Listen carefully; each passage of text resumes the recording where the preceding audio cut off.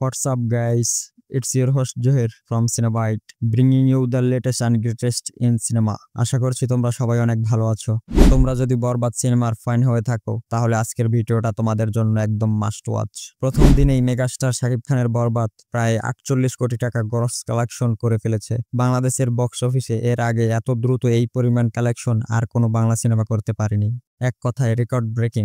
IMDb-তে গোটা দুনিয়ার হাজারো সিনেমার ভিড়ে আমাদের বাংলা সিনেমা বরবাদ এখন ওয়ার্ল্ড ওয়াইড ট্রেন্ডিং এ, এবং সেটা 44 নম্বরে। এটা শুধুই একটা সিনেমা না, এটা আমাদের ইন্ডাস্ট্রির জন্য প্রাউড মোমেন্ট।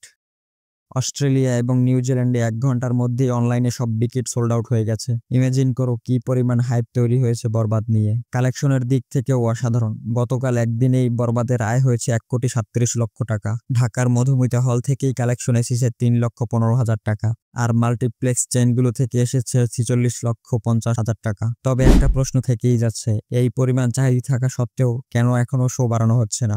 যতটুকু শো পাচ্ছে তাতে করে বরবাদ ডুইং গ্রেট, কিন্তু যদি আরো শো পেত তাহলে কালেকশন তো হতো আরো বেশি। আগামী 2 দিনের মধ্যেই বরবাদ 50 কোটির ক্লাবে ঢুকে পড়বে, শুধুমাত্র বাংলাদেশ থেকে।